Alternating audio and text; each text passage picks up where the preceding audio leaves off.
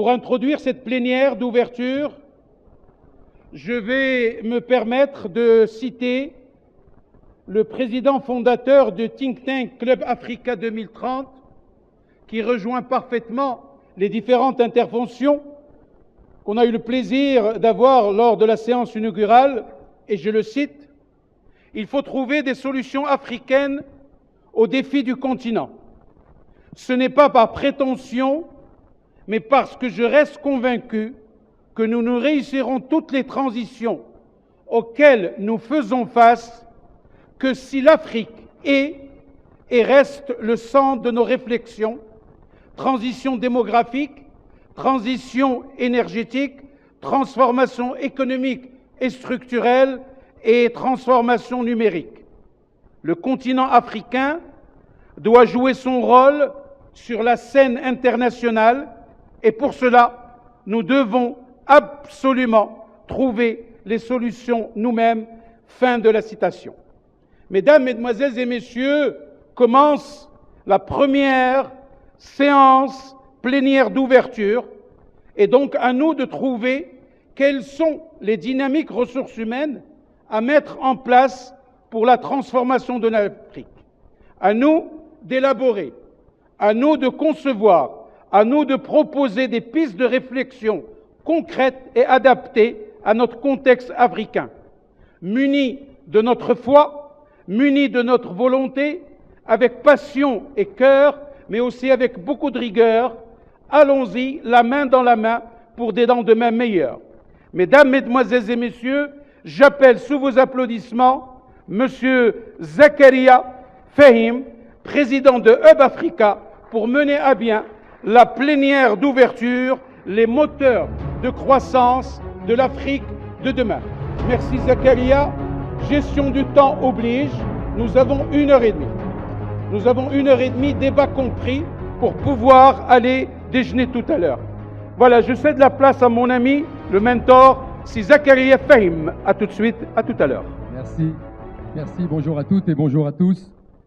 Très heureux donc d'être le chef d'orchestre de cette première plénière sur un sujet important. Donc, je vais inviter donc mes intervenants. Honneur aux dames, donc Madame la Ministre, Marie-Lydia Raramiala Toto, ministre de l'Emploi, de l'Enseignement technique et de la formation professionnelle du Madagascar. Notre ambassadeur donc, du Gabon au Maroc, Monsieur Abdelrazak Guy Kambogo, bienvenue. Mon ami Abdou Diop, avec sa double casquette, Mazar est président de la commission sud-sud du patronat, et Sifi Kretz, président directeur de la COSUMA, mais aussi président de Finagri.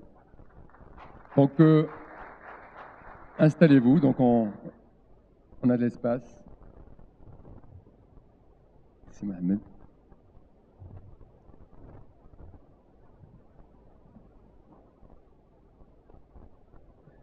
Donc on est sur un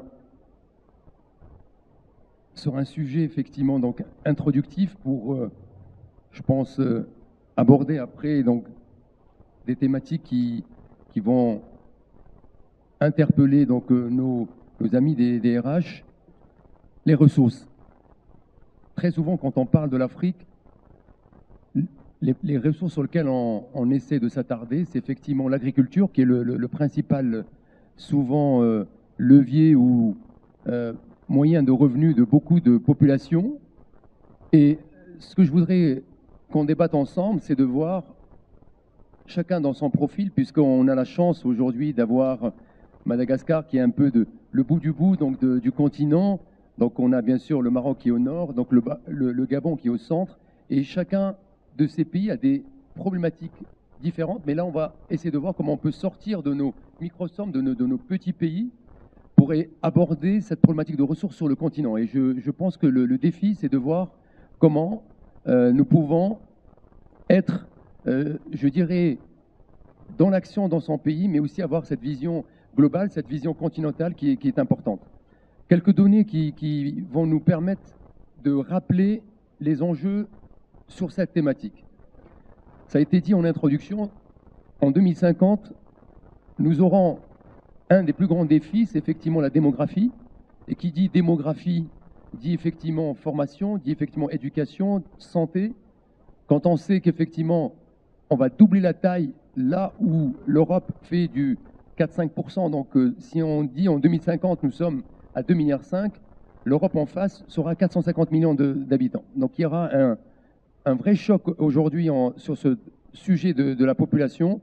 Est-ce que la démographie, est-ce que la population est une ressource? Est-ce que nos hommes et nos femmes, nos jeunes, parce qu'on a vu que dans beaucoup de pays, on est plus de 60% de jeunes, on avait l'introduction à la problématique de l'éducation, et Madame la ministre l'a rappelé, donc comment aujourd'hui l'école, notamment publique, doit jouer son rôle pour pouvoir effectivement remplir cette mission et avoir des hommes et des femmes qui peuvent avoir un métier et être utiles dans nos pays. On abordera aussi la thématique de l'infrastructure parce que c'est aussi un enjeu important. Et puis surtout, on essaiera de sortir un peu du cadre pour voir un peu les autres leviers qui sont vraiment des ressources importantes auxquelles peut-être on ne pense pas et qu'il va falloir effectivement, je dirais, utiliser pour pouvoir sortir de cette situation dans laquelle l'Afrique est aujourd'hui. Et je voudrais finir sur juste un point qui est important, qui rappelle, je dirais, la particularité et la force. On a aujourd'hui 50% des terres arables sur le continent. On a dans beaucoup de pays, nous sommes premiers en termes de ressources naturelles dans plusieurs cas, mais on a vraiment un vrai challenge, c'est comment passer aujourd'hui de la vente de matières premières à la transformation. Comment on peut travailler ensemble. Je prends un sujet qui paraît au Maroc qu'on ne pose plus parce que nous sommes électrifiés donc à 99%, mais quand on regarde la moyenne de l'Afrique subsaharienne, on est aux alentours de 20% et certains pays sont à moins de 10%. Donc il y a un vrai challenge aujourd'hui sur comment faire ensemble. Et sur l'électrification, on voit aujourd'hui que ça coûte énormément cher pour les petits pays. Pourquoi? Parce qu'on ne sait pas aujourd'hui travailler collectivement, parce qu'il n'y a pas aujourd'hui de cadre générique global.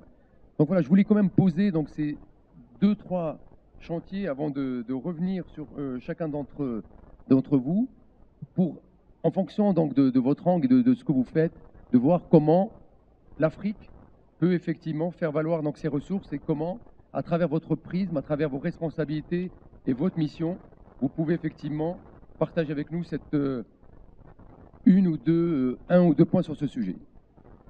Je vais démarrer par, je reprendrai Madame la Ministre, mais je vais demander par Abdou. Aujourd'hui, les moteurs de croissance sont a priori connus. Si tu pouvais juste quand même donc les repositionner rapidement et sur un des moteurs, si tu pouvais nous dire en quoi on pourrait fédérer autour de ce moteur. Est-ce qu'il y a aujourd'hui un moteur de croissance sur lequel l'Afrique peut se réunir et peut travailler? Merci. Ça va venir, Ouais, c'est bon, je pense.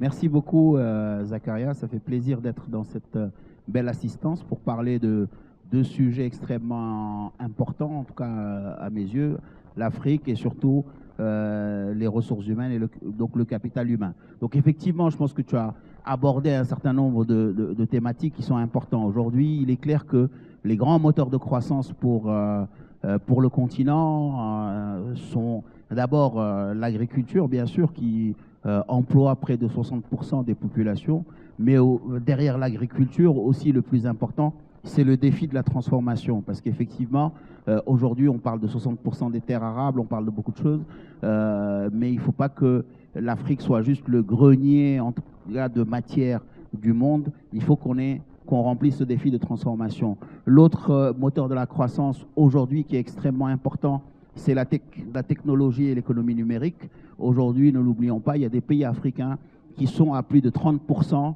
de PIB qui viennent du numérique. Ça, c'est extrêmement important parce que c'est un des domaines où l'Afrique est quand même le moteur. Quand on parle de paiement mobile, aujourd'hui, l'Europe se met à, entre guillemets, copier ce qui a marché en Afrique. Donc c'est un domaine où l'Afrique a pu anticiper et se positionner. Il est extrêmement important que ce soit un levier important de demain, surtout dans un contexte où on va vers la digitalisation. L'énergie, tu l'as dit, hein, l'énergie, il est clair qu'aujourd'hui, le défi de la transformation, le défi de l'industrialisation ne peut pas se faire si on n'est pas dans une dynamique d'énergie et d'énergie notamment renouvelable. L'infrastructure, oui, il est clair que les questions de connectivité, les questions de désenclavement, les questions d'accès à l'infrastructure, à toute cette population fortement urbanisée est essentielle. Et donc tout cela fait que l'Afrique a un réel potentiel aujourd'hui, mais il est important que nous nous positionnons d'une manière différente de ce qui existe en ce moment. Parce qu'en ce moment, tout le monde parle de l'Afrique, mais on parle de l'Afrique comme force de travail du monde, on parle de sa jeunesse, mais plus comme force de travail du monde. On parle de l'Afrique comme un marché. Effectivement, on sera 2 milliards, on aura des consommateurs, etc. On nous voit plutôt comme un marché, ou plutôt par moment même, au-delà d'un marché, comme une déchetterie. Hein. On l'a vu récemment, le Rwanda a décidé d'interdire les importations de friperies parce qu'effectivement, ils considéraient que c'est plutôt des produits usagés qu'on a envoyés sur le continent. Et donc, là aussi, il y a un défi extrêmement important. Si on ne veut pas être uniquement le marché, uniquement la force de travail, uniquement le sous-sol ou le grenier du monde. Et ce défi passe par un certain nombre de choses, passe par la transformation. On ne peut pas ne pas relever le défi de la transformation. C'est inadmissible qu'encore aujourd'hui, au XXIe siècle, on ait des taux de transformation de 10% de nos matières premières. Qu'on puisse avoir des pays où on produit de la matière première, on l'exporte dans un monde occidental et on le réimporte en produit fini. Aujourd'hui, ce défi de la transformation est essentiel.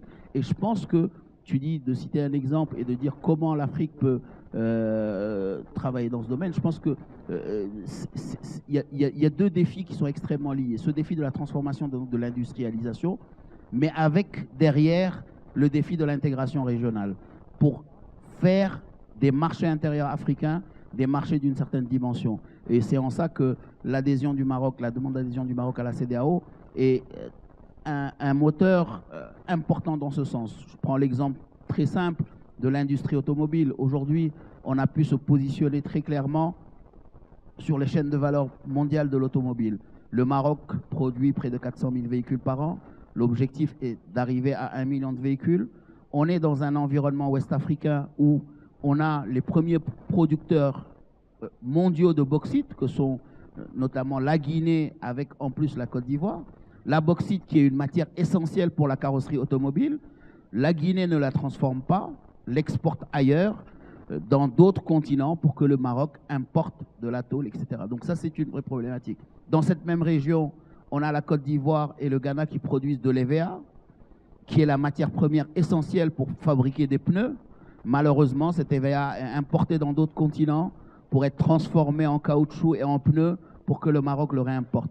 C'est là où on doit se positionner dans des chaînes de valeur complémentaires pour réellement avoir des taux d'intégration régionaux importants, de faire passer ce taux d'intégration de 40% de l'industrie automobile marocaine à un taux de 65% de l'industrie automobile dans la région ouest-africaine et faire de l'Afrique un continent de transformation et faire de l'Afrique un continent où effectivement on n'est plus uniquement producteur de matières premières, on est créateur de valeur ajoutée et aussi bien sûr, qui dit créateur de valeur ajoutée, dit créateur de l'emploi, surtout si derrière on a relevé le défi de la formation et de l'employabilité. Voilà un peu ce que je voulais dire pour répondre à ta question.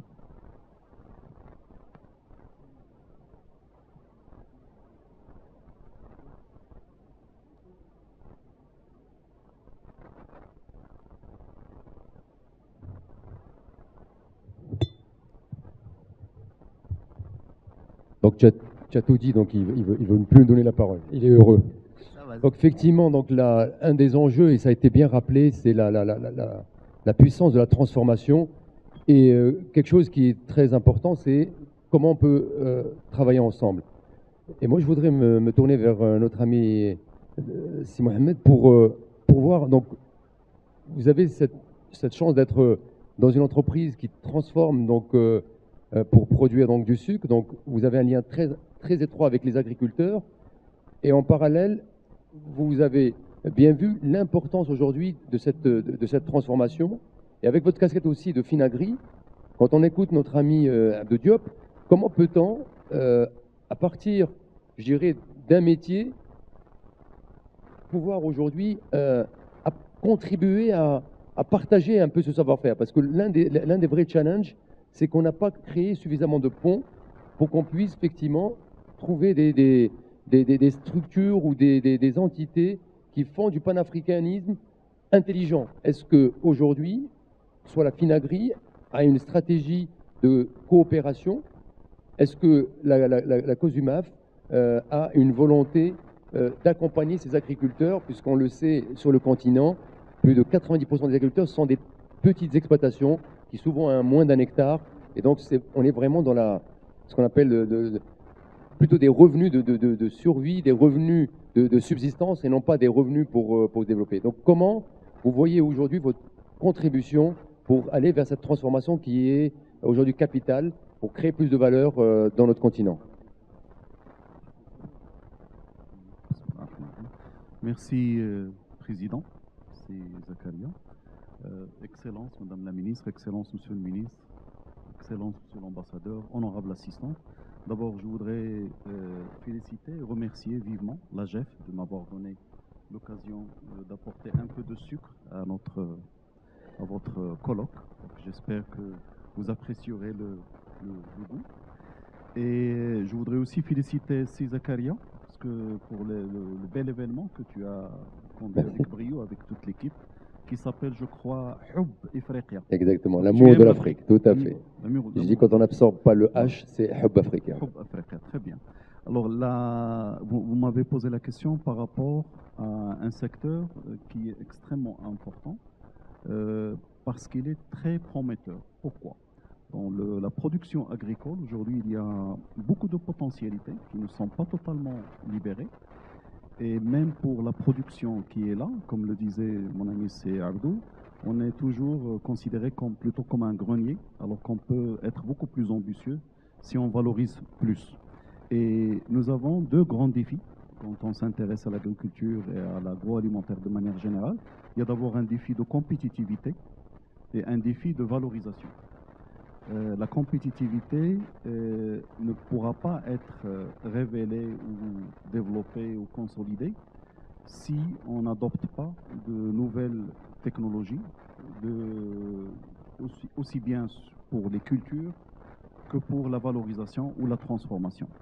Et l'adoption de ces nouvelles technologies, leur appropriation, passe par l'homme avec grand H. La même chose pour la valorisation. C'est pour cela que je vais partager avec vous notre expérience au Maroc, à Kouzumar, où nous avons la chance d'être dans une chaîne de valeur intégrée qui part de la production agricole jusqu'à la valorisation, la transformation des plantes sucrières.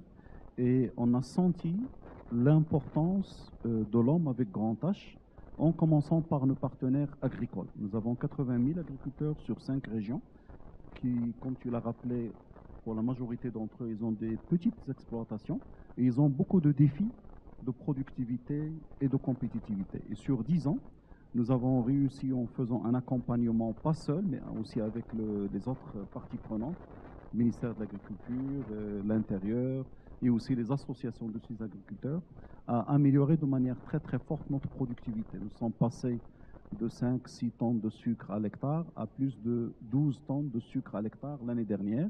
Et ce saut-là, qualitatif, a amélioré le revenu des agriculteurs et il nous a permis aussi de s'approcher d'une compétitivité honorable pour la production du sucre. Dans la partie aussi valorisation ou transformation, il y a beaucoup de technologies et il y a une certaine complexité qui demande un savoir-faire dans la gestion du capital des compétences, capital humain. Parce qu'il y a des technologies qui évoluent très très vite, qu'il faut intégrer, qu'il faut aussi utiliser au mieux, mais pas que sur le plan technique, mais également sur le plan humain et interrelationnel. Et aujourd'hui, j'ai envie de ne plus parler de ressources humaines, mais de parler plutôt de bien-être au travail de manière générale. Parce qu'il ne suffit pas de savoir, il faut aussi vouloir et être motivé. Et le responsable du capital humain au sein de Cosumar, avec toute son équipe, commence à s'intéresser fortement aux leviers sur lesquels il faut agir pour améliorer le bien-être au travail de manière générale. Et le bien-être ne doit pas se limiter uniquement à l'entreprise, mais aussi à son entourage. Et là, ça me permet d'ouvrir une petite parenthèse. Voilà, donc comment, concrètement, parce que vous travaillez, vous êtes avec des, on va dire, une de vos parties prenantes, c'est les agriculteurs. Tout le monde sait la difficulté quand vous êtes dans une petite exploitation. Comment vous apportez concrètement du bien-être, donc vous avez cette image, parce qu'effectivement, travailler sur les ressources, quand on voit le niveau des revenus, la difficulté, les journées très longues, concrètement, est-ce que vous pouvez nous donner un exemple? Alors, si vous voulez, nous avons passé plusieurs étapes. La première étape était beaucoup plus orientée sur tout ce qui est technique agronomique, sur l'amélioration de la productivité. Et depuis 5 ans, nous nous sommes intéressés à d'autres aspects qui n'ont pas un lien direct avec l'activité elle-même. Par exemple, la couverture médicale des familles des agriculteurs, une sorte d'assurance, parce que l'agriculture est une activité qui est très exposée aux aléas. Nous avons créé une sorte de caisse de solidarité à l'échelle nationale, où toutes les associations des agriculteurs, mais aussi les sociétés qui composent notre groupe, participent. Et nous avons un fonds qui nous permet de faire face aux coups durs pour tous les agriculteurs quand il y a des dommages généralisés, genre inondations ou parfois quelques difficultés qu'on peut imaginer pour la culture elle-même. Et cette année, nous avons lancé un système de retraite adapté aux agriculteurs qui est très simplifié et qui est très accessible. Et tout cela, il a été motivé par notre politique RSE, la responsabilité sociétale de l'environnement, qui est basée sur 3 piliers. Donc, il y a le pilier P, People, le pilier P, Planète, et le pilier P, Profit. Alors, People, ça veut dire que tout ce que nous devons faire doit être au service de l'homme avec grand H. Avec Qui grand sont F. agriculteurs. Pardon? L'homme avec un grand F, parce que souvent il y a beaucoup de femmes derrière, donc. Exact. Mais c'est bon. D'accord. Ou bien la femme avec un grand H. Donc la Pas de femme avec souci. un grand H ou l'homme avec un grand F. C'est la même chose. Merci. Alors ces piliers-là fait qu'on doit tous s'orienter à l'intérieur de l'entreprise pour servir l'homme ou la femme, qu'ils soient agriculteurs. Nous avons par ailleurs pas mal d'agricultrices qui sont très très performantes et dont on est fiers dans les 5 régions. De femmes aussi. Et les collaborateurs et les collaboratrices au sein de l'entreprise, les consommatrices, les consommateurs, etc. Donc il y a quelque part, vous êtes déjà dans une logique d'open innovation parce que vous avez compris que Cosuma toute seule ne pouvait pas réaliser sa mission et qu'il fallait effectivement s'ouvrir vers ces pratiques. Donc là, c'est un peu cette, comment dirais-je, cette contribution pour mieux après appréhender un peu votre produit final. Donc c'était je partage parce qu'après je pourrais mieux recevoir et effectivement pérenniser votre écosystème. Donc je pense qu'effectivement sur les ressources, un des enjeux, et vous l'avez bien dit, c'est augmenter la compétence, c'est ce que vous faites avec la formation, et puis que ce soit aussi du plaisir. Le bien-être de manière générale qui passe, il ne faut jamais l'oublier, par l'économique. Bien sûr, il faut qu'il y ait un support. Faire en sorte à ce qu'il y ait une génération de profits, de revenus, que ça soit sustainable, la plus régulière possible. Que ça soit sustainable, tout à fait, tout à fait. Merci.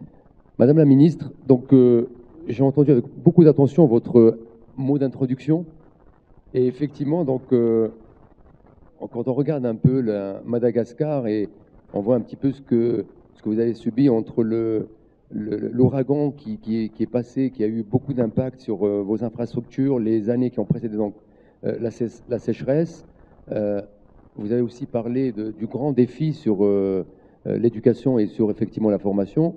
Et vous avez rappelé que vous avez un plan de transformation donc 2030. Donc moi je voudrais voir comment un petit pays sur cette thématique par exemple d'infrastructure ou par exemple d'électricité. On rappelle qu'en Afrique, la productivité sur le coût d'électricité aujourd'hui, elle est de 20% en Afrique subsaharienne, à l'exception de la zone d'Afrique centrale qui a développé de l'interconnexion. et qui arrive aujourd'hui à 120% de productivité.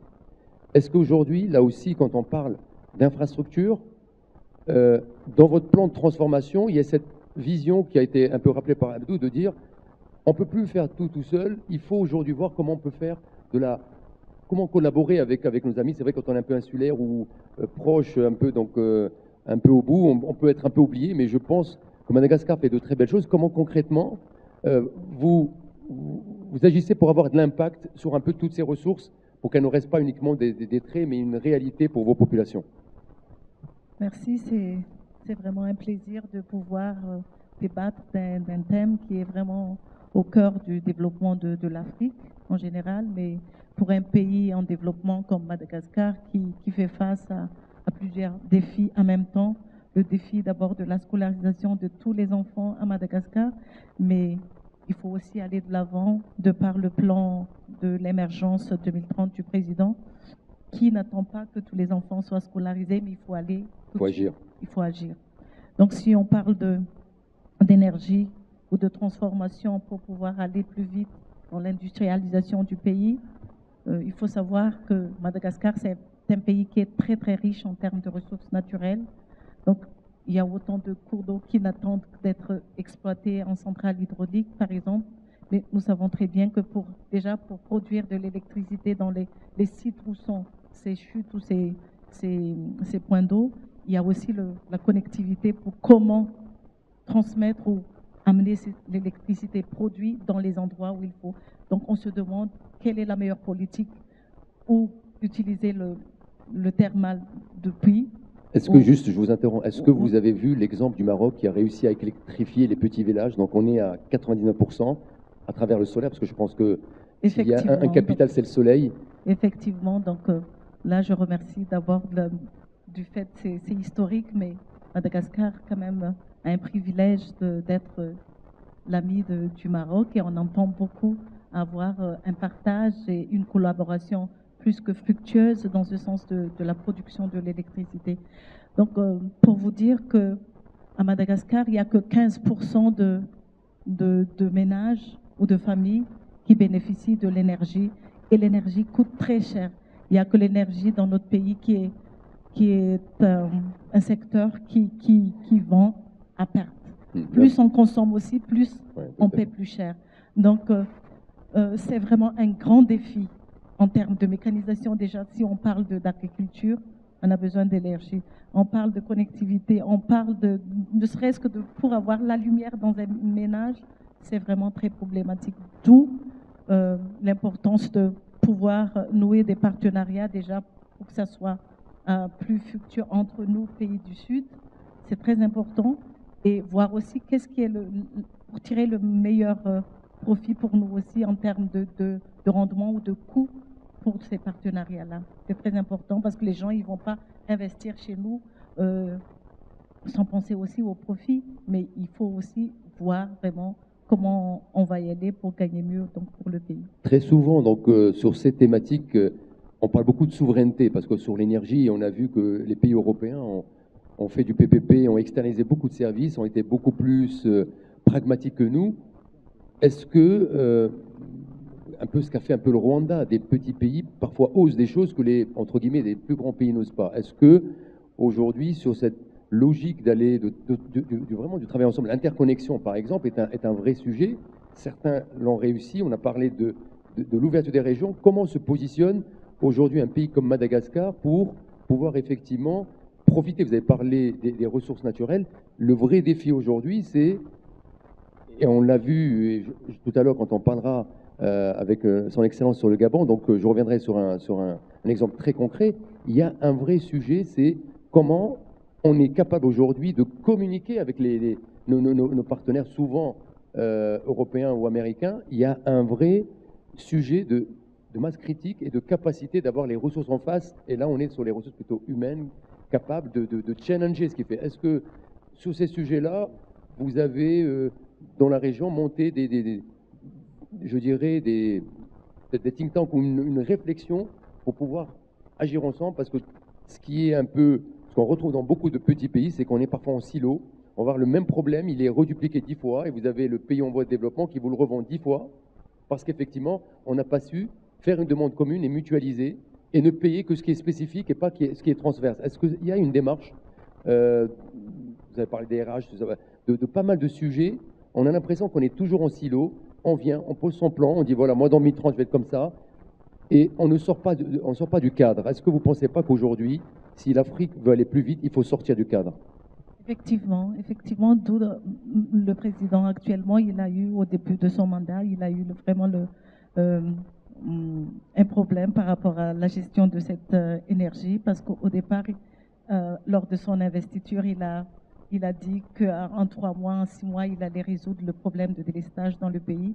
Malheureusement, on a vu que ça allait coûter très cher, donc au bout de 6 mois, il a décidé vraiment de transformer, d'aller vers le renouvelable. Donc Madagascar est maintenant ouvert à tout ce qui est investissement en termes d'exploitation pragmatique. Pragmatique, c'est bien. Voilà. Je vais... C'est très important. Tout à fait. D'oser aussi, de subir la colère de la population, mais aller vraiment changer, parce que ça fait 50 ans qu'on était là au thermique, et ça n'a rien apporté au pays, alors qu'il y a des ressources qui n'attendent que d'être exploitées. Donc là, on est dans une phase de transformation vers le renouvelable. Et les vrais défis, je pense qu'on va revenir sur notre transformation, c'est que souvent, quand on ne fait pas les choses au bon moment, il y a ceux qui viennent pour faire, ils ont toujours 2 enjeux. C'est les quick wins pour te dire aux gens il se passe quelque chose et garder le cap. Et ça, c'est pas toujours simple. Moi, je voudrais, Son Excellence, donc, son ambassadeur, donc, j'ai eu le plaisir de visiter plusieurs fois donc, le Gabon, et un des sujets qui fait l'actualité souvent, qui a fait l'actualité, c'est quand vous avez remis en cause les accords avec un partenaire chinois pour donc j'ai oublié le nom, mais vous devez le connaître par cœur, parce qu'effectivement, il y avait comment dirais-je, les accords n'étaient pas suffisamment bien ficelés et n'étaient pas au profit donc, du Gabon, et le Gabon a décidé de rompre unilatéralement le contrat. Bon, après, ça a obligé le partenaire à revoir sa copie, et ce que je voudrais sur cette partie, quand on voit aujourd'hui le coût d'infrastructure, donc le coût de l'entretien, la Banque mondiale estime que sur les 10 ans, il a coûté 93 milliards de dollars pour le continent, pour la partie juste Afrique subsaharienne, ce qui est énorme. C'est-à-dire que c'est tout cet argent-là qui part pour réparer, pour reconstruire, alors qu'on aurait pu le mettre ailleurs. Mais sur cette partie, je dirais, ressources, est-ce que là aussi, pour optimiser nos ressources, l'exemple du Gabon ne peut pas être pris dans le cas, puisque, si j'ai bien compris, maintenant, vous préférez des outsiders pour aller signer des contrats, que vous allez chercher des majors pour lesquels vous avez des difficultés entre guillemets, à composer. Il est plus facile d'aller voir un challenger et décider de collaborer avec lui que de travailler. Est-ce que c'est quelque chose qui peut être dupliqué ailleurs et prendre... Est-ce que c'est un exemple qui fonctionne aujourd'hui? Merci, Zakaria. Je pense que oui. Je réponds oui parce que l'Afrique, de façon générale, devrait observer, j'allais dire, 3 attitudes essentielles. C'est décomplexer, déjà. Exactement. C'est décomplexer, mais aussi se décloisonner et mutualiser. Vous avez cité l'exemple de ce projet qui portait sur l'exploitation de mines de fer. Effectivement, c'était un projet assez avancé avec les Chinois, mais c'est parce que, conformément à sa nouvelle stratégie de développement impulsée par le président de la République, chef d'État Ali Bongo Ondimba, il avait été décidé que résolument le Gabon doit tout faire pour dorénavant transformer toutes ces richesses localement. Donc cette décision procédait de cette nouvelle stratégie du Gabon. Et en plus, il fallait oser dénoncer, dépasser les sentiers battus en dénonçant des contrats qui n'étaient pas forcément bien ficelés et surtout qui étaient ficelés au détriment de l'Afrique de façon générale et du Gabon en particulier. Et ce contrat de fer était un bel exemple, mais il y avait d'autres implications aussi qui concernaient la préservation de l'environnement, parce que c'était une dimension qui n'était pas suffisamment prise en compte. et l'environnement, peut-être que nous allons y revenir. Là aussi, ça tient à cœur le chef de l'État qui, dorénavant, voudrait que si on investit dans un secteur, que nous tenions compte de l'avenir, donc de la jeunesse et éventuellement de toutes ces composantes. L'exemple du Gabon dans la sous-région à laquelle il appartient, le plus pertinent dans ce registre que vous évoquez, c'est la décision qu'a prise le Gabon de transformer le bois localement. Plus aucune grume exploitée au Gabon ne sort en entier depuis 2010. Cette décision qui a valu au Gabon pas mal de chicanes venant d'ailleurs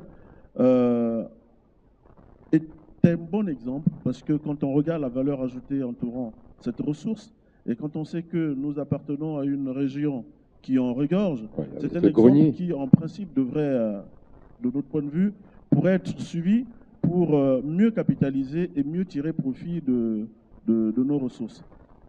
J'évoquais la mutualisation tout à l'heure parce que je n'ai pas pu ne pas saisir la question d'énergie, la question des infrastructures.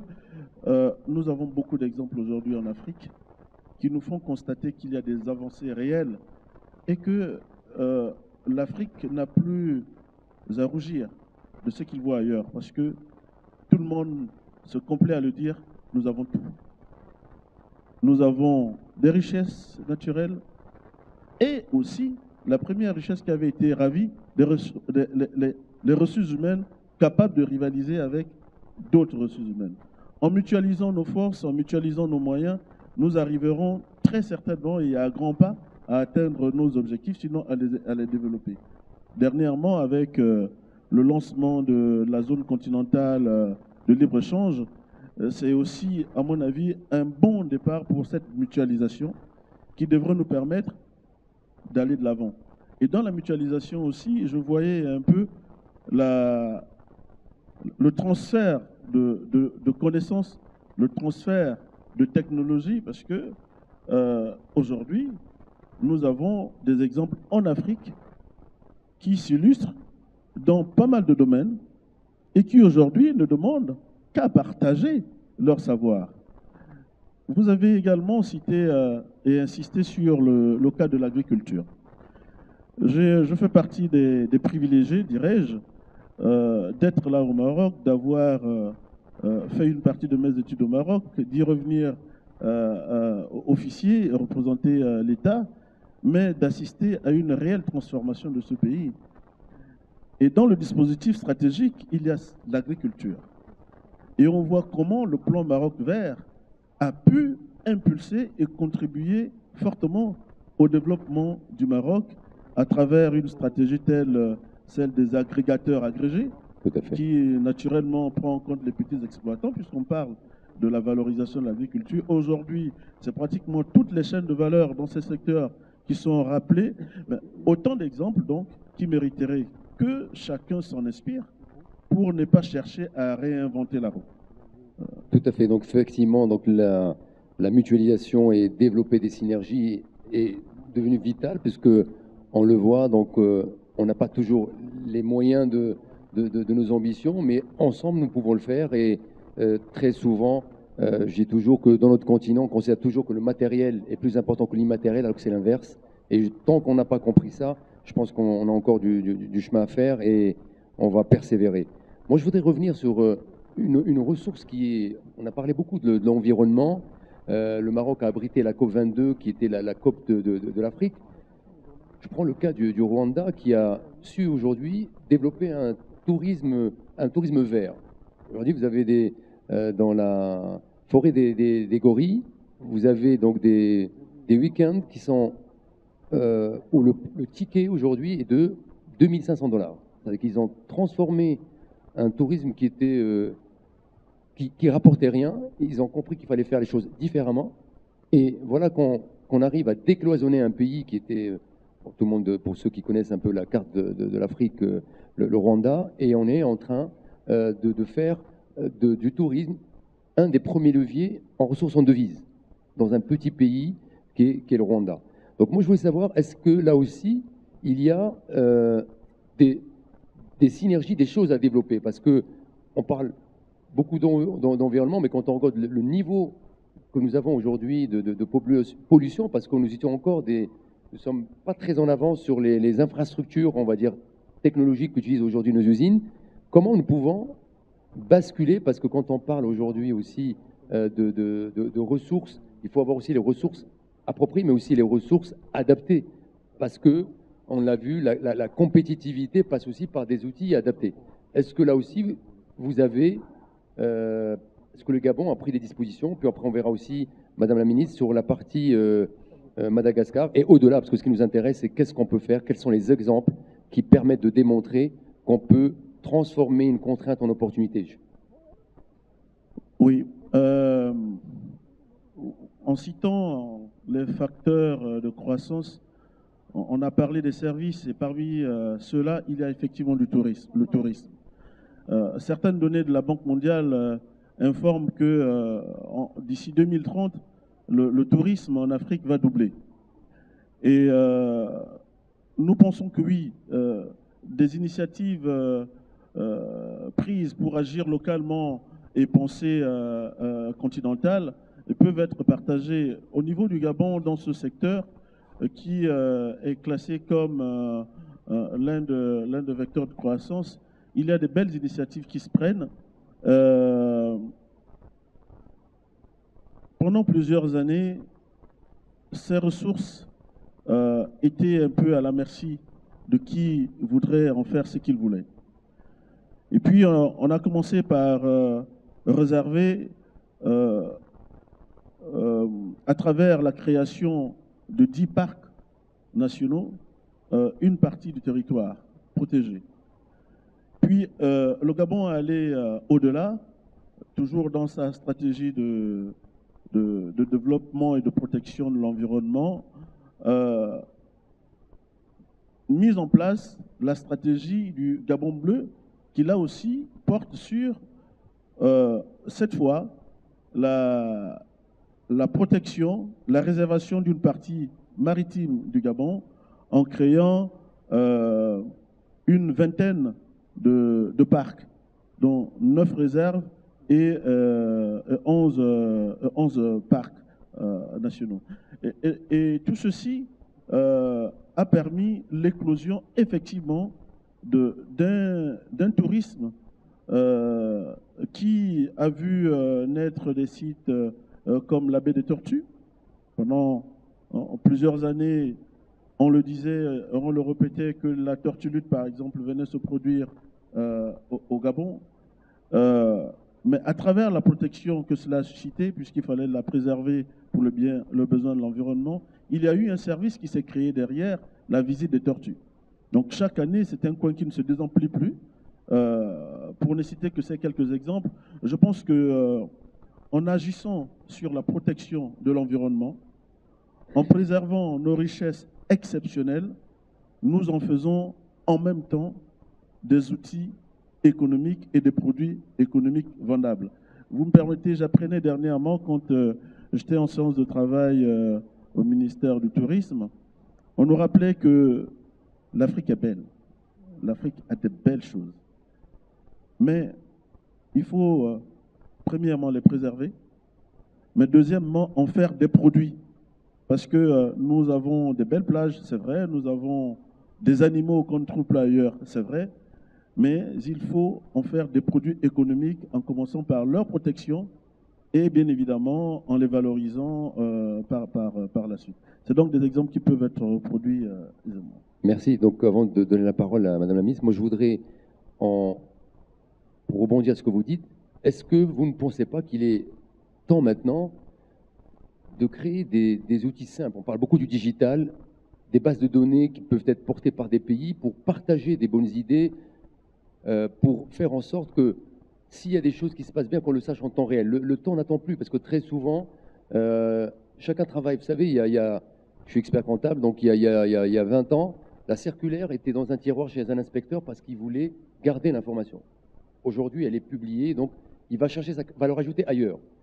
Est-ce que vous ne pensez pas que maintenant, il est temps que les bonnes idées que chacun d'entre nous fait quelque part, quelqu'un tape sur la table, est-ce que quelqu'un comme notre ami de Kigali, donc Kagame, peut aujourd'hui, en tant que petit pays, patron de l'Union africaine, peut aujourd'hui taper sur la table? Ne faut-il pas aujourd'hui prendre une initiative forte pour qu'on puisse passer du discours à l'acte et surtout utiliser toutes ces nouvelles technologies que sont par exemple le digital? Nos enfants sont nés avec, et j'ai l'impression qu'on n'a pas encore pris toute l'ampleur de la difficulté. Et quand vous avez parlé des chiffres de Madagascar, et quand on se promène aujourd'hui sur le continent, on sent qu'il y a urgence. Est-ce que vous ne pensez pas qu'il va falloir faire quelque chose, vite?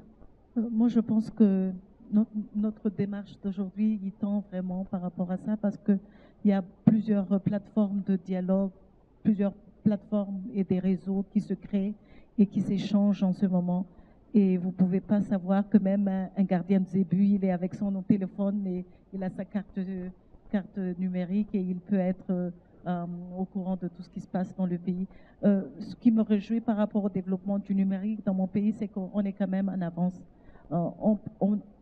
Et avec le plan Émergence 2030 aussi, on veut mettre fin à ce paradoxe de Madagascar, qui est que c'est un pays très riche, mais qui est très pauvre à la fois. Donc, le président a vraiment ce plan très ambitieux pour englober différentes dynamiques pour aller, que ce soit avec la santé, l'éducation, l'énergie, mais aussi le développement du numérique, pour vraiment tirer profit de ce qui se passe dans l'espace francophone, dans l'espace africain, aussi du monde. Donc en termes de tourisme, vous aurez compris que Madagascar offre vraiment, on dit que notre nature est 5 étoiles, c'est un beau pays qui attend d'être vraiment exploité en termes de tourisme, d'où le fait d'avoir choisi donc le développement des compétences dans notre politique nationale de l'emploi pour développer le secteur tourisme, pour que les jeunes s'entreprennent en entrepreneuriat dans le sens du tourisme durable, surtout à Madagascar.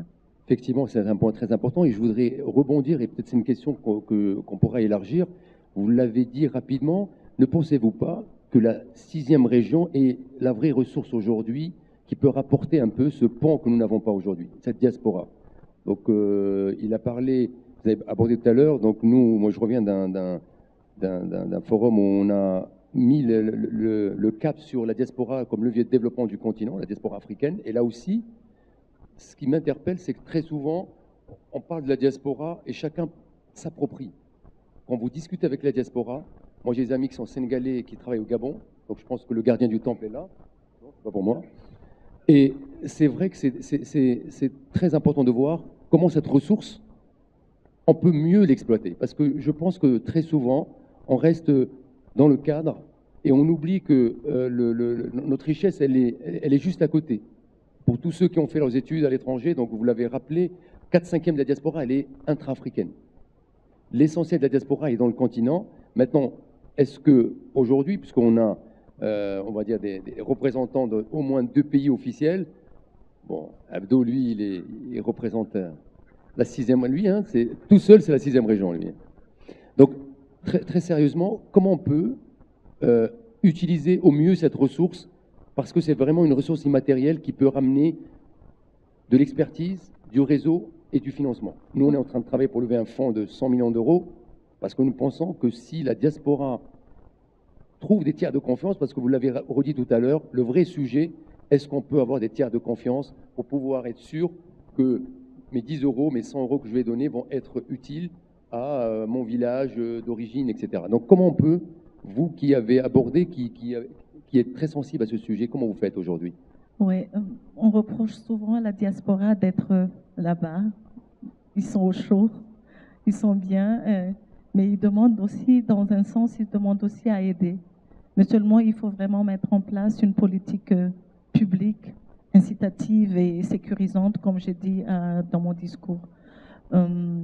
Est-ce que vous avez une démarche? Est-ce que vous avez des pays de référence? On parle beaucoup souvent de l'Inde, on parle d'Israël, on dit de l'Éthiopie. De l'Éthiopie maintenant qui a commencé à regarder ce que fait Singapour. Voilà. Donc est-ce qu'aujourd'hui vous avez une stratégie qu'on peut partager? Parce que je pense que c'est un vrai sujet. C'est une stratégie qui est en cours. On a fait l'appel, vraiment, on a fait un appel à toutes les bonnes volontés de la diaspora de rentrer et de contribuer au développement du pays. Ça, c'est très important, mais on est en train aussi d'écrire une politique pour les inciter et pour les sécuriser aussi, parce que au pays, il faut reconnaître que la bonne gouvernance et le climat des affaires ne sont pas encore propices à ce que les jeunes malgaches ou la diaspora malgache reviennent et trouvent leur place. Je vais vous laisser continuer, mais je veux juste rebondir. Ne pensez-vous pas que c'est l'une des plus grandes erreurs de beaucoup de pays de penser que la diaspora, pour qu'elle puisse servir son pays, il faut qu'elle rentre? Ne pensez-vous pas que développer aujourd'hui des joint ventures intelligentes avec l'élite, parce que très souvent, vous avez celle qui a déjà traversé, qui est vaccinée, qui est sur place, est-ce qu'il n'est pas plus pertinent de trouver des ponts entre ces deux mondes que de vouloir toujours considérer que la diaspora n'est utile que si elle prend ses bagages? Non, non.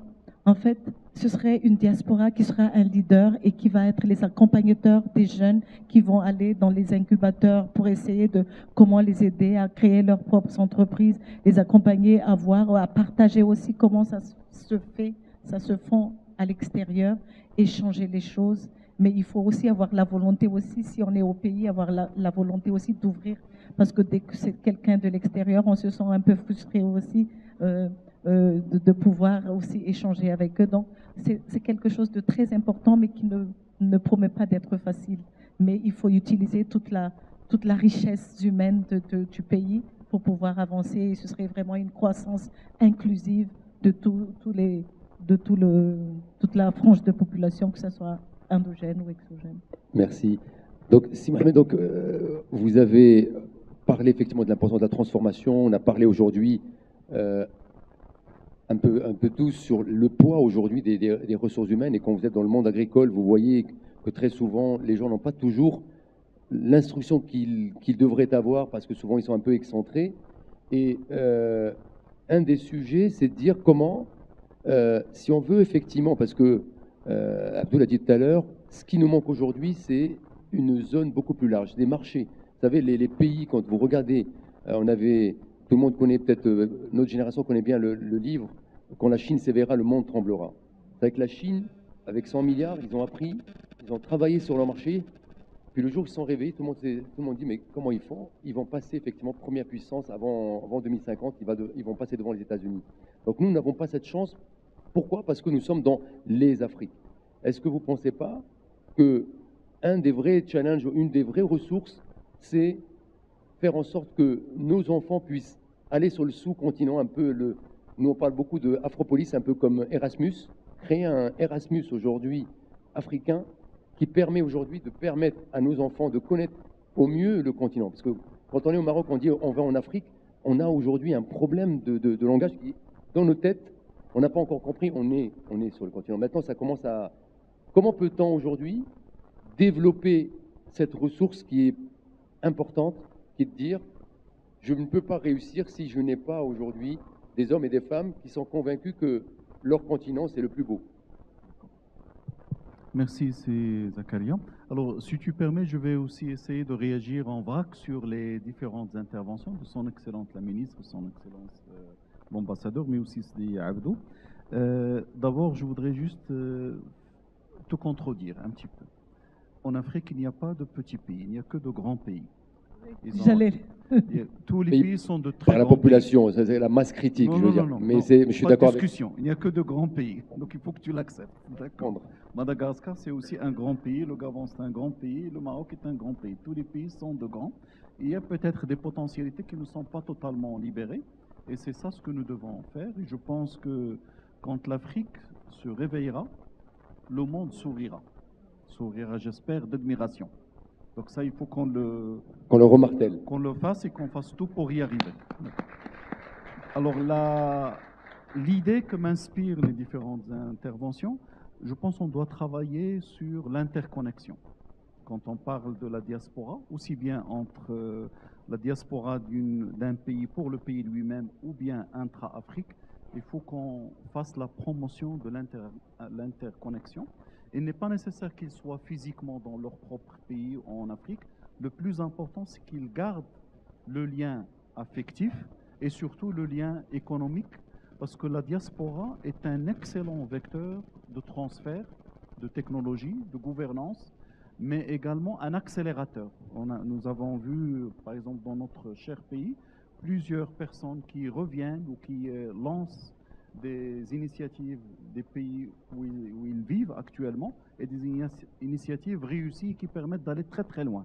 Je l'ai vu par exemple dans le monde agricole, dans la partie amont agricole, il y a de très très belles success stories, des exploitations, parfois des transformations, qui sont l'œuvre de Marocains qui vivent à l'étranger et qui rentrent après un certain temps.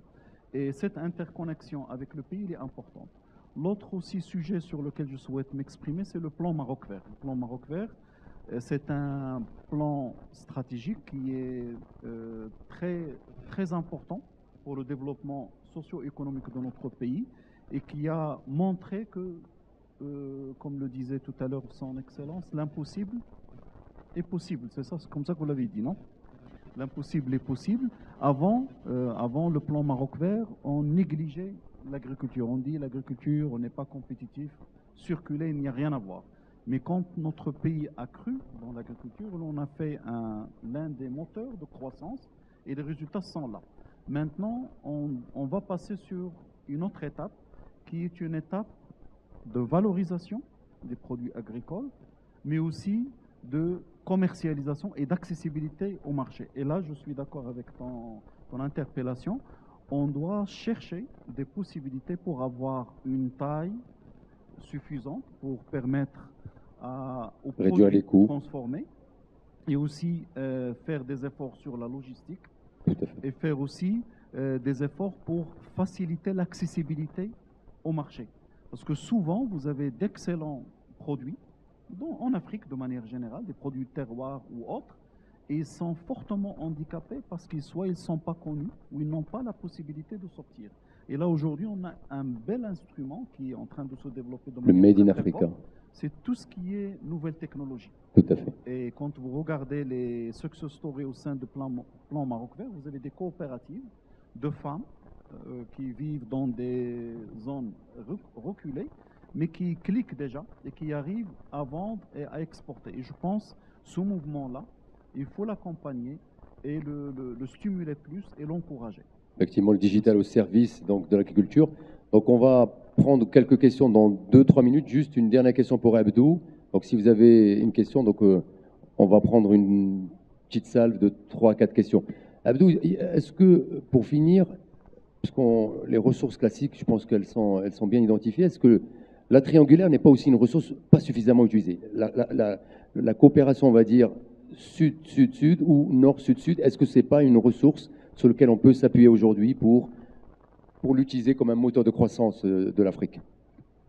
Oui, je partage parfaitement ce que tu dis. Aujourd'hui, c'est un véritable sujet, cette coopération sud-sud-nord, puisque effectivement, quoi qu'on veuille, on est encore dans un monde où le Nord maîtrise quand même la technologie. Aujourd'hui, quand j'ai parlé de l'exemple de l'automobile, c'est typiquement l'exemple de ce qu'on peut faire en coopération nord-sud-sud. C'est de dire un grand constructeur comme Renault qui s'installe dans un pays du Sud qui est le Maroc et qui fait plus qu'une triangulaire, puisque on peut, à partir de cette plateforme du Sud qui s'est arrimée avec le Nord aux chaînes de valeur mondiale, créer une intégration régionale plus large avec d'autres pays, la Guinée, le Nigeria, la Côte d'Ivoire, pour ensemble, pays du Sud, contribuer à ce développement à partir de la technologie du Nord et progressivement s'approprier la technologie. Donc il est clair qu'aujourd'hui, c'est quelque chose qu'on doit stimuler, renforcer. Stimuler. Et pareil pour la diaspora. Hein. Donc, effectivement, la diaspora, parce que la diaspora est aussi vecteur de technologie, vecteur de savoir-faire et aussi vecteur de brassage culturel. On n'a pas tendance à le dire, mais aujourd'hui, c'est quand même un élément clé en matière de ressources humaines. Merci. Donc, on va ouvrir donc une salle de questions-réponses. Donc, Zakaria, peut-être juste, je vais te prendre le petit point de modérateur. Je sais que j'ai vu rentrer tout à l'heure Amadou Diaw dans la salle. Je ne sais pas où est-ce qu'il est. J'aimerais bien qu'il réagisse à ces différents sujets. Je ne sais pas où est-ce qu'il est caché, mais Je sais qu'il est rentré. Abdou, il perturbe. Bon, voilà, ça, on ne le voit pas, mais on voit qu'il se donne de la main. Donc, si vous voulez avancer, on va vous donner un micro. Le monsieur, il est au fond. Super. Il va se présenter. Merci à vous. C'était pas prévu. J'étais en fond de salle. Moi, je voudrais délivrer un message. Venez au milieu comme ça. Voilà. Je voudrais délivrer un message parce que je note que dans cette salle, nous avons quand même mes hommages. Vous avez déjà perdu 25 secondes. Pour saluer une dame, oui, j'accepte de les perdre. Juste ce que je voudrais... Vous avez gagné 1 minute. Le modérateur vous donne 1 minute. Juste ce que je voudrais délivrer comme message, sur ce continent africain, il existe aujourd'hui une vague de jeunes, comme nous l'avons noté à un moment dans la Silicon Valley.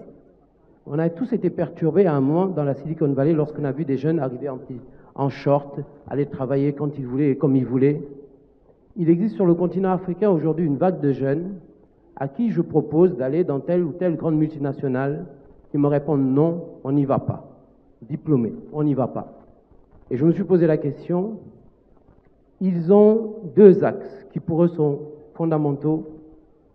Ils représentent la créativité africaine au sens culture, industrie créative, etc., etc., qui les passionne. Ils peuvent être diplômés en finance, ils peuvent être ingénieurs. Ils ont un axe fort, un zoom sur la créativité, l'industrie créative africaine. Donc ça, c'est notre richesse. On n'en parle pas suffisamment. Pour moi, c'est plus fort que le pétrole, c'est plus fort que tout ce qu'on a. C'est quelque chose qui est là. Ils ont ça. Et le deuxième atout qu'ils ont, c'est la technologie. Donc ils font cette combinaison. On parle de génération Z, c'est eux. Ils sont sur le continent. Écoutons-les. Ils n'ont pas envie de venir dans nos entreprises. Ça ne les intéresse pas. Ils se font eux-mêmes. Ils créent leurs entreprises. Accompagnons-les, écoutons-les. Ils n'attendent pas qu'on les accompagne d'ailleurs. Ils font. Écoutons-les. Ayons un zoom sur eux.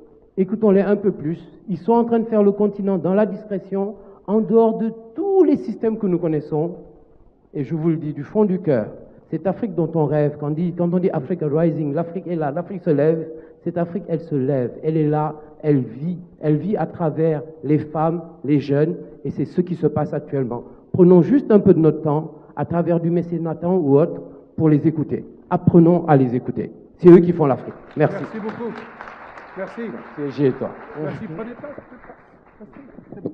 Merci beaucoup. Abdou Astar. Merci. Donc 3 questions dans la salle. Donc ou si on prend 4, on va faire la parité, mais j'ai déjà voilà. 1, 2 et la 3e. Donc juste se lever, voilà. Se présenter et si on peut poser directement sa question, ça irait très bien, puisqu'effectivement on n'a plus que 10 minutes. Tout à fait. Voilà. Bonjour. Bonjour à tous et à toutes. Je me présente, Rokhia Goudrar. Je suis dans Talent Management au niveau du groupe Suez en Amérique du Nord. Et aujourd'hui, j'ai, par rapport à cette plénière, une question à Monsieur Fikret. Je voudrais justement vous poser la question par rapport au bien-être au travail. Vous avez mentionné qu'au lieu de parler des ressources humaines, richesses humaines, il vaut plutôt mieux parler donc de bien-être au travail.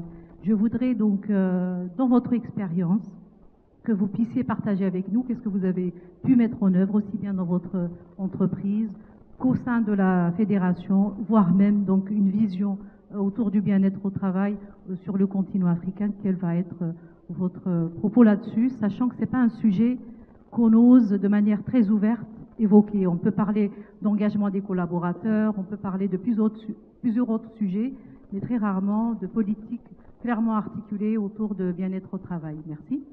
Merci Madame. Nous allons donner à Madame. Oui, donc. Oui, bonjour à tous. Je voudrais bien sûr féliciter l'AGEF pour tout ce travail, les remercier d'avoir invité tous nos amis. Je suis Zainab Batia, passe-présidente d'Arfor, passe-présidente à Philippe. Alors moi, ce qui m'a interpellée, c'est tout ce dispositif stratégique de l'agriculture qui aujourd'hui est en train justement d'attirer un peu plus, d'interpeller tous nos, disons, les jeunes qui ont été un peu oubliés dans les zones rurales, notamment beaucoup de femmes qui actuellement sont en train justement de penser peut-être à s'inscrire dans le présent de cette manière-là. Et M. Fikret a parlé, et aussi notre cher ambassadeur, justement de cette orientation. Alors comment mutualiser nos efforts, en tout cas entre la Tunisie, le Maroc, d'autres pays en Afrique, pour que justement on puisse trouver maintenant le meilleur, disons, la meilleure piste de travail dans ce sens-là, d'autant plus qu'aujourd'hui on a quand même des changements climatiques qui se font de plus en plus jour. Il y a effectivement, on peut rester interconnecté, mais par ailleurs aussi, il faudrait peut-être penser à mutualiser nos efforts. Et bien sûr aussi, du point de vue, disons, touristique, on y a pensé un petit peu. Nos pays se sont inscrits dans cette vague parce qu'on avait des climats assez agréables. Aujourd'hui, il fait froid. Au mois de mai, à Marrakech ou à Tunis, bon, il faudrait peut-être réfléchir. Merci, merci, c'est clair. Merci pour cette On prendra encore 2 questions, si encore dans la salle. Voilà. Juste à côté, je pense, s'il n'y a personne. Voilà. Oui. Si vous pouvez vous lever pour qu'on vous voit et oui. vous présenter. Merci beaucoup à Alioune Faye du Sénégal, vice-président de l'AFDIP. Je voudrais également remercier l'AFDIP, du moins la GEF, pour cette belle organisation et pour ce scénario qui nous a été présenté ce matin et qui véritablement nous a mis au cœur de l'Afrique. Le thème c'est l'Afrique. Eh bien, on a célébré l'Afrique ce matin. Remercier également les intervenants qui effectivement ont répondu aux questions pertinentes. Les enjeux ont été définis les enjeux et défis par notre collègue, notre camarade, notre compatriote Diop. Nous ne revenons pas là-dessus, mais je voudrais tout simplement revenir sur la question des OMD qui aujourd'hui sont dépassés. Il n'y a plus de course aux OMD, il y a une course plutôt pour le programme de développement pour l'après 2015 avec véritablement un programme universel. Est-ce que l'Afrique est prête à s'engager au niveau de ce programme universel? Je vous remercie. Plus de questions, donc on revient donc voilà. Juste Zakaria, un effet d'annonce. Notre équipe digitale vous remercie de votre participation. Nous sommes à 2750 partages et à 11 250 likes. Merci pour ce que vous pouvez vous applaudir. Hein, Merci beaucoup. Merci beaucoup. Merci. Donc la salle est digitalisée, donc c'est bien. Donc on est déjà dans la transformation. Donc même s'ils sont très studieux, ils sont déjà dans la transformation parce qu'on ne les voyait pas en train de jouer sur leur téléphone. Donc rapidement, parce qu'effectivement, on a vu que finalement, quand on parle des ressources, on voit que finalement, les questions qu'on nous pose, bon, même si on a parlé un peu de stratégie agricole ou des thématiques, on est sur de l'immatériel, on est sur plutôt des ressources auxquelles on ne pense pas. Et c'est peut-être là où il y a peut-être du travail à faire. Donc, s'il fait être rapidement sur cette ressource, et puis on parlera, parce que vous avez aussi un thème sur le deuxième, donc vous avez 2 questions, et la dernière, on pourra l'ouvrir pour quelqu'un d'autre. Merci beaucoup, Madame Rokhaya, pour votre question. J'ai eu l'occasion de militer au sein du Conseil, je suis toujours le Conseil économique, social et environnemental. Oui, tout à fait. Comme vous le savez, il y avait un rapport qui a pris plusieurs mois sur la richesse immatérielle. Et l'une des conclusions phares qu'on connaît par ailleurs, c'est que la première richesse d'un pays, c'est d'abord sa richesse du capital humain. Clair. Donc déjà, ça confirme ce que nous savons tous et ça montre sur quel levier on doit agir. Alors le capital humain, pour qu'il soit une réelle ressource, un vrai gisement, il faut qu'il soit à l'aise, qu'il soit souriant, comme vous avez dit. Souriant, en bonheur et en paix avec lui-même et en paix avec son environnement. C'est pour ça que nous avons fait de un axe d'effort important sur le travail du bien-être. Ça commence déjà par le respect. Donc il faut respecter toutes les composantes au sein de l'entreprise et le respect vous amène à bien écouter, à avoir de l'empathie et à se préoccuper de tous les problèmes, pas que les problèmes professionnels, intra-entreprise, mais même les autres problèmes. C'est pour ça que dans l'entreprise que j'ai l'honneur d'animer, nous faisons très très attention à cela. C'est vrai, on n'est pas encore parfait, on n'est pas encore au stade d'excellence qu'on souhaite, mais on est inscrit sur un élan. Donc, écoute, respect, préoccupation des attentes et mise en place de conditions objectives pour que la personne trouve du bonheur à venir à l'entreprise, donne du sens à sa contribution, pas uniquement pour l'entreprise, mais de manière globale. C'est comme ça que je vous avais parlé de la fameuse approche 3P, que je n'ai pas terminée. Il y a la partie people, Le deuxième, c'est planète, être responsable vis-à-vis de l'environnement, de tout ce que nous faisons. Et le troisième, c'est profit, dans le sens où on doit créer la richesse et on doit veiller à ce qu'il soit partagé de manière équitable. Les collaborateurs, les clients, les agriculteurs, les actionnaires et les riverains et la communauté, puisqu'il faut aussi être citoyen en tant qu'entreprise, payer ses impôts, payer ses taxes. Donc c'est cette logique-là de 3P qui est présente et à la tête de laquelle il y a le P people. Voilà. Il faudrait vraiment que cette solution que vous avez trouvée, vous la brevetez sous forme de virus. Vous savez qu'il y a les chevaux de Troie, maintenant qu'on est digitalisé, vous la mettez sur votre PC comme un cheval de Troie pour qu'elle se diffuse aujourd'hui. Parce qu'on a vraiment besoin de plus de bien-être dans nos sociétés, entreprises et d'autres. Bon, donc, dernière question, c'est de faire du sucre une tâche qui s'étale. Mais ça, c'est bien. Le bien-être, je pense que c'est encore plus sucré. Donc, dernière question donc, posée par notre ami. Donc, vas-y, Yal, Abdo, pour finir. Aujourd'hui, de toute façon, le continent est obligé de s'engager. Aujourd'hui, on est dans un monde globalisé, on ne peut pas vivre dans son îlot séparé. Les objectifs du développement durable, on s'y est engagé. Tous les objectifs qui sont mis en place par les Nations Unies, nous sommes obligés de nous y engager. Maintenant, bien sûr, comme je le dis, c'est bien de s'engager, de s'arrimer à ces mécanismes globaux mondiaux, mais il faut juste les adapter à la réalité de chaque pays africain, à la réalité globale du continent. Mais bon, je pense que nos États vont s'y engager et continuer à s'y engager. Donc voilà, donc je pense que on peut dire que ça peut être un peu le mot de cette table ronde, donc engagement, responsabilité, que les ressources, on croit les connaître, mais souvent on ne les voit pas, et donc c'est cette diaspora, c'est la recherche du bien-être, c'est toutes ces ressources immatérielles qui font vraiment de cette 22e édition, donc elle ait encore plus de sens, les RH. Finalement, quand on fait le tour, on se retrouve que les RH sont au cœur du réacteur et au cœur de l'Afrique.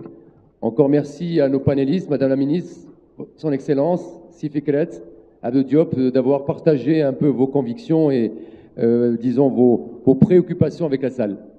Bonne continuation dans cette séminaire. Merci à Zakaria. Merci à Zakaria Fahim d'avoir mené de main de maître, comme à l'accoutumée, cette plénière d'ouverture.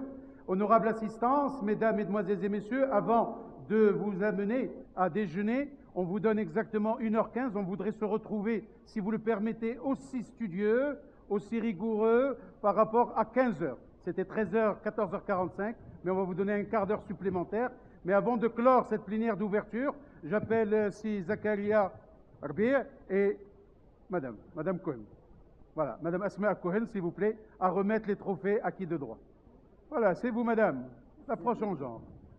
S'il vous plaît.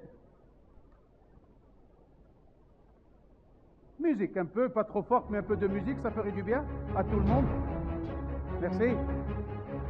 Pour Monsieur Fikret.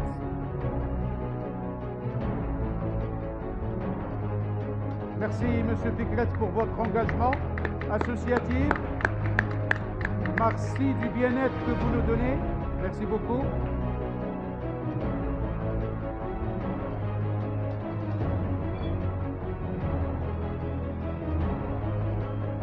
Vous restez avec moi, Madame Cohen, pour Madame Sonia Darif, s'il vous plaît.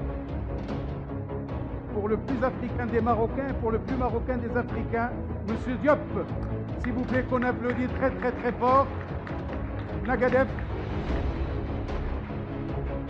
Madame Sonia Deraïf, la task force pour l'organisation de cette 22e colloque AGEF.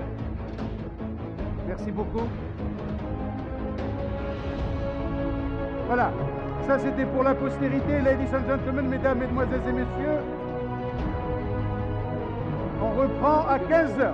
C'est les ordres du président. Je reste. Merci à tout le monde. Soyez aussi nombreux à 15h. On parlera de talent et on parlera comment développer les talents pour l'Afrique de demain. Et il y en a besoin. Bon appétit. نلتقي بعضنا بعض بعد مضي ساعة ونصف إن شاء الله. Merci.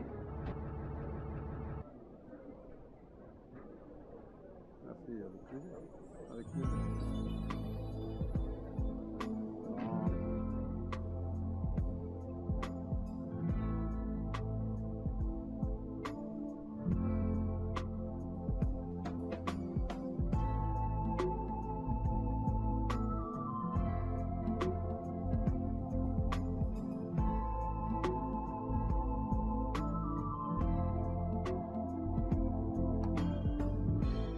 Ça qu'a fait trop